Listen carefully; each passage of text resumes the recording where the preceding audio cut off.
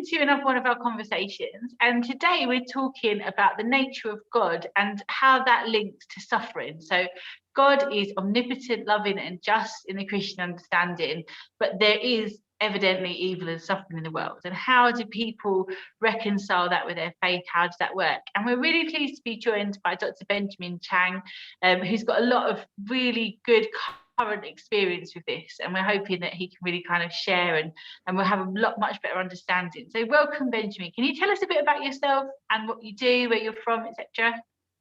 Yeah, absolutely. It's great to be with you. So my name is Dr. Benjamin Chang. In my day job, I work as an accident and emergency doctor in London. I've been working in A&E for the duration of the pandemic. And so I've had plenty of experience of suffering and sickness, as you can imagine. Yeah, definitely. Thank you for joining us. So you said obviously that you've been in A&E. What's been your role precisely in the COVID response? So what kind of things have you been doing day to day? So I've been working as a doctor, kind of treating patients who come into the department, either who come in themselves or who are brought by ambulance, ranging from the people who are very well and could go home, all the way through to the very, very sick and the dying. It's been quite a challenging year in accident and emergency. I've certainly seen more intense suffering and more death than I ever have done before in A&E during the pandemic. Okay, so thank you for everything you've been doing within the pandemic, and you must have seen a fair amount of suffering, not just recently, but as you're saying, it's more than you've seen in your career, but your career spanning back, you must have seen a lot. How do you reconcile what you see in hospitals with your faith in a loving and powerful God? Yeah, no, it's a very good question. And many Christians would view it as the single hardest question Christians can face. This argument that people often put forward against belief in God can trace its way back in many ways to David Hume, who basically argued if God is all powerful, he can end all suffering. And if he is all loving, he would want to end all suffering. And therefore, if there's suffering in the world, which there clearly is, God is either not all powerful or not all loving, which clearly violates the Christian belief that God is all powerful and all loving. I would disagree with David Hume because I would argue that there's a false premise in his argument. There's a false presupposition, as it were. And that is the premise that no suffering can lead to good. The idea that suffering cannot produce good from it. And therefore, if you are good and all powerful, you would want to end all suffering because all suffering doesn't lead to anything good. But I would disagree. And actually, I think it's fairly obvious that good can come from suffering. I mean, there's an entire industry built on the idea that good can come from suffering. And that is the gym industry, where if there's no pain, there's no gain. And so we know that actually good can come from suffering. And so the Christian belief is that suffering is bad. Suffering is intrinsically bad. It's horrible. It's awful. It's not the way it was meant to be. But God can work through suffering for good. So Romans 8 verse 28 says, "For we know that in all things God works for the good of those who love him." That suffering is bad, but it is not meaningless. But rather, God can work through seemingly meaningless suffering for good. Right, thank you. That's a really helpful perspective. And some people might even be watching this for A level or higher on in the schools, and that would be the theodicies, wouldn't it? So that could be really helpful later on as well. So thank you. Moving on as well, then. So we're doing God as omnipotent, loving, and just. So moving on to the issue of God's justice or God's fairness and COVID. So COVID has obviously affected lots and lots and lots and lots of people, but some people have been affected a lot more than others. So you've got various ethnicities have been affected worse. You've got various in industries or occupations. So if you look at the national statistics on it, some jobs have lost more people, others have lost fewer, and some people don't know anyone personally that's died, but others have lost more than one family member. How do you reconcile that with a fair God, where something can sweep through a whole nation of people and impact some people a lot worse than others? It's a very pertinent question for me as a doctor and therefore at high risk, plus being an ethnic minority myself. Two parts to that, I would say. Firstly, the idea of justice is actually a very Christian idea. Because if you think about it, if we are all just bags of chemicals, that we're, in the words of Richard Dawkins, dancing to the music of our DNA, if we're just advanced monkeys and nothing more, then there's no real reason why people should be equal. In fact, if anything, the strong should be held in higher regard than the weak because of the survival of the fittest. And that certainly is what the ancient philosophers believed. So Aristotle said some people are born to rule and some are born to be ruled. In other words, not everyone's equal. This idea of equality and justice from that is a deeply Christian idea that the West has gotten from historic Christianity. In fact, the idea of universal human rights was invented by the 12th century Christian canon lawyers who believed that everyone is equal because everyone bears the image of God. And so the idea of justice itself is very Christian. So that's what I would say first. Secondly, I do believe in justice. I do believe justice is a good thing. Am I going to say that the way COVID has affected ethnic minorities is just? Absolutely not. It is not just. It is not fair. It's awful that some particularly vulnerable groups have been hit much harder through no fault of their own than less vulnerable groups. But the good news of the Bible is that God is a just God and therefore will bring about total justice, total fairness eventually. That although some people have a better deal in life than others, God will redress the balance, that there will be true justice, and those who have done wrong will pay the penalty for their wrongdoing. And so I agree that it is not fair. COVID is not treating people fairly. But the existence of a just God is good news because it means that there will be justice one day. Brilliant, thank you. So moving on slightly, so another one of our conversations was about the design argument that we had. And I put to the speaker questions about, like, well, if God designed the world, why are there things like volcanoes and fault lines and mosquitoes? I'm going to put to you then, if God designed the world, why is there COVID and other diseases?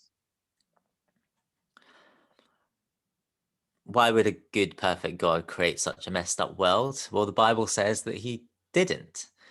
He created a good world, a perfect world that was free from suffering and evil and sickness and death. And that's the story we read in Genesis 1 and 2.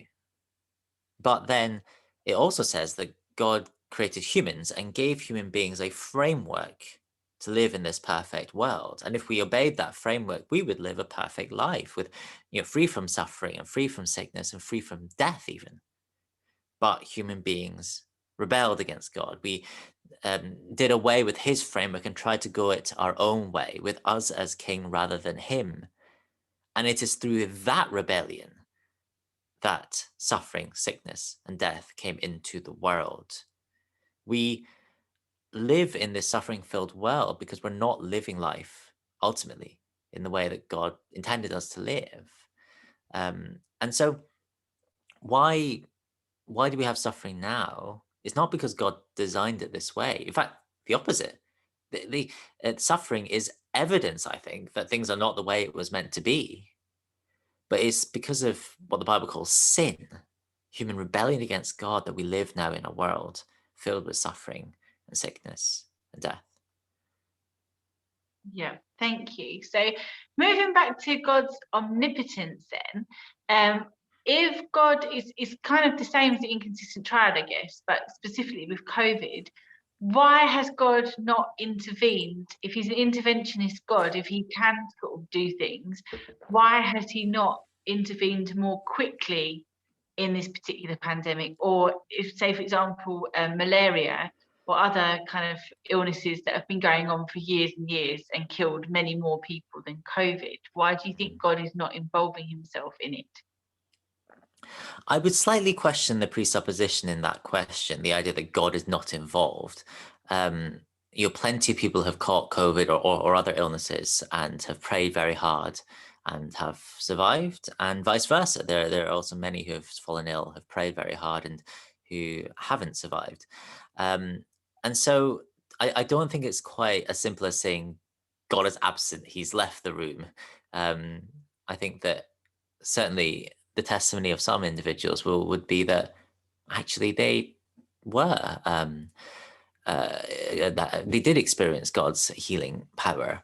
I mean, as a small example, I've worked in A&E for the entire duration of this pandemic and have not caught COVID. In fact, I've been antibody tested fairly recently, and I was negative for antibody. So it wasn't that I caught it and was asymptomatic. I genuinely haven't caught it.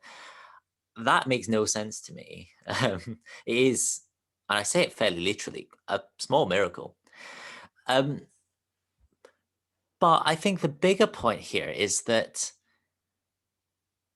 God allows suffering because he has purpose. He has a good purpose for it. And that purpose may well be completely unknown and incomprehensible to us. We might have no idea what he's doing, but I do believe that he does know what he's doing. So, for example, if I had a small child, say if I was the father of a small child, and that child runs headlong into the road, I would want to grab his hand and yank him back to save his life. Well, I know that I've saved his life, but what the child knows is all the child knows is, Dad, that hurt. What'd you do that for? But God knows the bigger picture. That I know the bigger picture. And in the same way, when we suffer, we're in that moment of, Dad, that hurt. What did you do that for? But God knows the bigger picture. And so, do I know why God hasn't intervened in the way that I want in certain situations? No, absolutely not. I don't know why God has allowed so many of my A&E patients to suffer and to die. But I do believe in a God who knows what he's doing. Yeah, I understand that. Thank you. Yeah, I can see how you'd come to that conclusion. It must be really difficult. And I feel like this has been quite a sort of, I don't know, a confrontational issue, like why this, and you're sort of defending yourself. So I want to give you a positive question, and that is, in your experience as a doctor, has anything kind of strengthened, how has it strengthened your faith? Or have you had any real kind of moments of hope and encouragement that you'd like to kind of share, just for a bit of flip side? But by the way, the confrontational questions are perfectly legitimate on this topic. I mean, this is the question that everyone's asking at the moment, is it not? Why?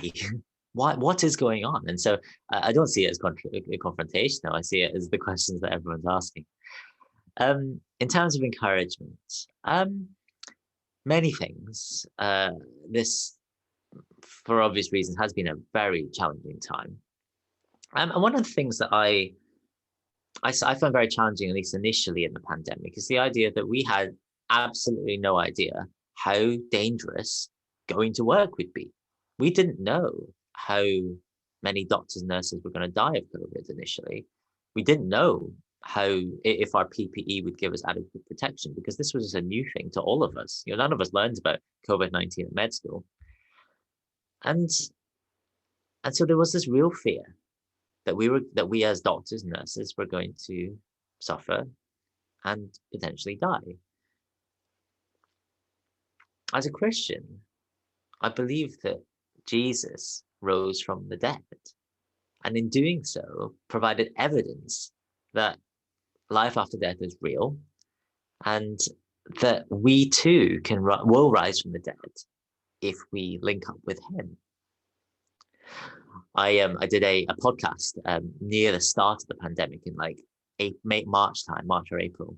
And I remember saying, look, this is the time that my belief in resurrection, my belief in life after death is really going to get put to the test. You know, I say I believe it. Here's where it counts. And I can say now, a year on, it's been the most precious thing in the world. The idea that I can go to work in the knowledge that if the worst happens and I die, that's okay. Because I believe through Jesus, I will one day rise from the dead. Wow, that's amazing. It must be awful to have your faith kind of tested to see, like, to that degree. Like, now is the time. It's like, this is either real for me or it's not, and it's like one or the other. But I'm so pleased that through it all, you've really felt that you could cling on to something that's so real to you. That must be such a comfort. So thank you for sharing that real example with us. Last question then, coming into land, and it's been super interesting so far. Thank you for what you've said so far. It's kind of bringing in things that you have already said, but just so that people can sort of like put our ideas together. Your statement, we're giving everyone a statement, is suffering proves that there is no such thing as an omnipotent, loving, and just God. What do you think and why? So I would disagree that suffering is evidence against the existence of God. And that's not to say that suffering is not horrible, awful, painful. It is all of those.